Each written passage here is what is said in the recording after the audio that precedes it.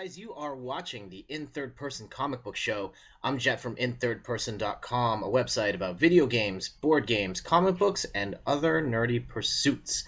And today on the show, we are talking about comic book reading on a budget.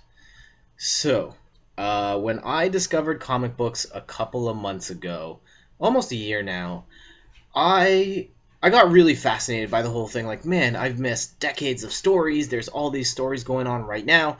I need to catch up on everything, and I need to keep going forward.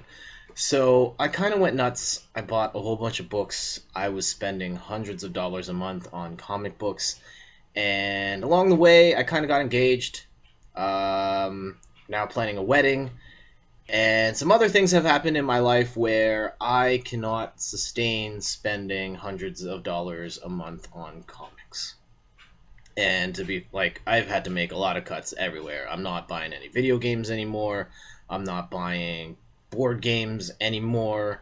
I didn't want to cut comics out completely, but I'm working on a really tight budget right now. I've set aside about $30 a month, which is, not bad, but it's definitely a far cry from what I'm used to spending. So, I mean, where I'm at right now, I guess you could probably go a long way with $30 a month, depending on the way you want to go. Probably the cheapest thing I know of off the top of my head is Marvel Unlimited.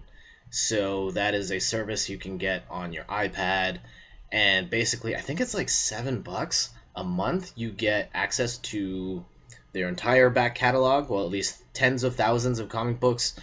It's a very cheap way to do it, and you get access to a lot of different comics, and they have stuff for free.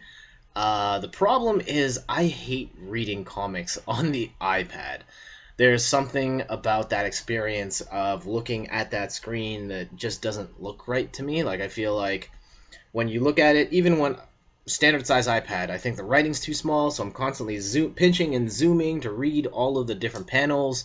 They do have options to have the smart, where it like focuses on particular panels, but then there's panels always to the side that it just cuts off. I can't stand it. So, I mean, maybe I'll resort to that if I really get down to brass tacks and I just don't have the money for it, but I would like to stay with physical paper stuff. Then there's the whole discussion about trade paperbacks versus actual individual issues. And there's actually a chain of used bookstores in the Greater Toronto area that I like to hit up that has a lot of older books for cheap.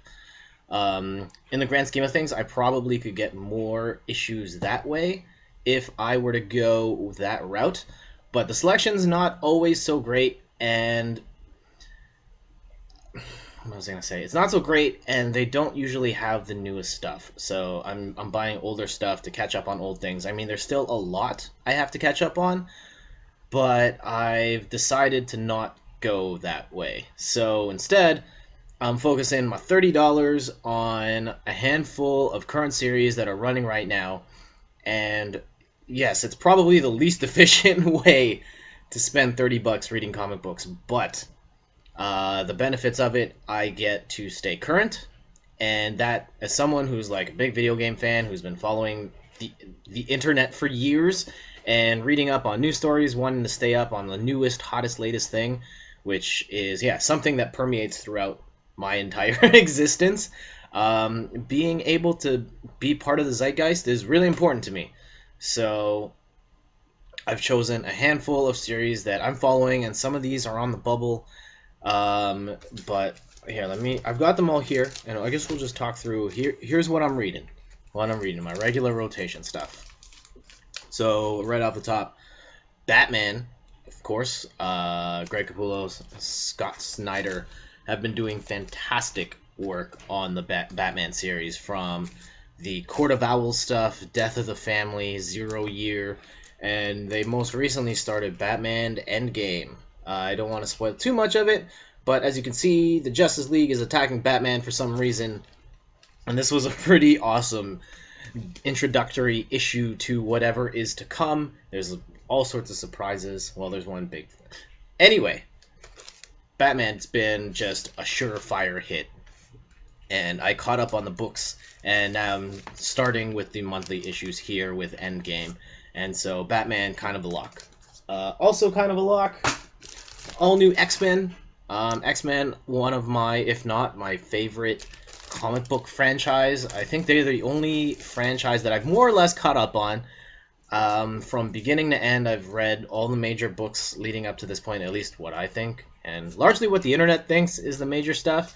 So, All New X-Men is kind of the main X-Men series going on right now. Then, of course, there's also the Uncanny X-Men, X-Men, Amazing X-Men, Wolverine in the... Well, he's kind of dead now. It is soon going to be Spider-Man in the X-Men, but all that aside, this is kind of the main book, and a lot of what happens here filters down into the other ones. If you haven't been reading All New X-Men, basically the premise of it is that the X-Men of the past have been transported to the present. And they can't go back to the past for some reason, so they're kind of stuck in the present, and they have all these weird situations where they don't understand what's happening in modern times. They don't understand all the things their older selves did, so on and so forth, so they're kind of re-experiencing that.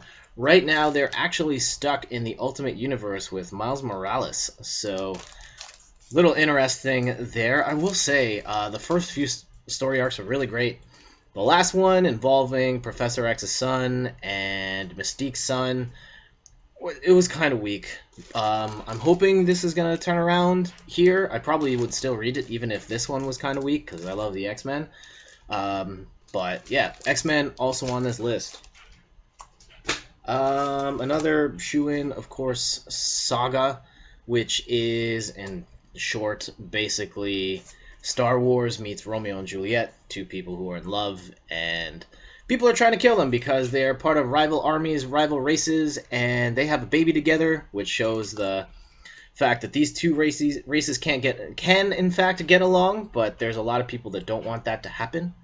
So I've talked about Saga on a previous video recently, actually just a couple of weeks ago. Check that out if you want to learn more. Saga, fantastic. This current story, though, I think has been a little weaker than it has been in the past. Still good. Hopefully turning the corner. This was issue 20. I think this is the most recent one. Maybe the newest one has come out since I've recorded this. But Saga is still excellent. One that I will not be cutting from my rotation. And now we're getting to kind of the fringe stuff. So, I started reading Sensation Comics Wonder Woman from the beginning. But, I mean, this is only issue 2. There's probably an issue 3 this month. This is a collection of one-off stories by different artists and writers at DC to tell different Wonder Woman stories. I love the character. I love the stuff that Brian Azzarello and Cliff Chiang did on the mainline Wonder Woman. But I am kind of behind on those. I'm up to the 4th book. The 5th book just came out. Due to financial situations, I'm not going to be able to catch up. So I've been trying to get some Wonder Woman stories any way I can. And actually tracking down Wonder Woman stuff really hard. I don't know what it is. Maybe she's not as popular, or she's popular enough that people don't trade in their books. But tracking down old Wonder Woman stuff is really hard to do. And so the handful of things I've picked out that people said, yeah, this is really great, wasn't actually all that great, at least I think. So with Sensation Comics, it's a way to get like new and current Wonder Woman stories that aren't necessarily continuity, but they feature the character and they're fun. I don't know if I'm going to stick with this, primarily because I'm probably going to pick up mainline Wonder Woman once the new creative team starts there. So I don't know if I need both. I love the character. Don't know if I need 2 Wonder Woman series. We'll see. And the last one here, a fringe one as well. This one is Storm. One of my favorite X-Men characters. I was super pumped to find out that she was getting her own solo series. And so far it's been pretty good. Storm is... I mean, the crux of it is that Storm's decided to finally stop holding back and just say, you know what, I'm just going to go YOLO and live my life, follow my heart, and do what I think is right and not let anything else get in the way of that.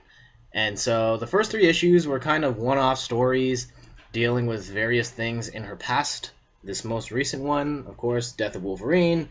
They were kind of dating at the time of Wolverine's death, and she's trying to deal with it here. This is actually probably the start of the first multi-issue multi-issue storyline for the Storm series. I'm curious to see where it goes. This one's on the fringe. I don't know. I like it. I don't know if I can justify reading it every month, but then again, I like supporting the underdog, and Storm is doing, oh, okay, sales-wise. But it's also the whole thing, like, I like to be part of the conversation, and I don't think there's any real conversation on Storm. But it is something I like. It's on the bubble. Maybe I cut it. Maybe I don't. So that's it for this episode. If you guys have some pro tips on ways I could be doing a better job of saving money, let me know. If you think I've got some good picks or have some or want to recommend something else to me, let me know. Hit me up in the comments here on YouTube. Also, don't forget, give me that thumbs up on the video. You can subscribe to the channel on youtube.com/jetinThirdPerson. And check out the website, inthirdperson.com, for more stuff on comic books, video games, board games, and more.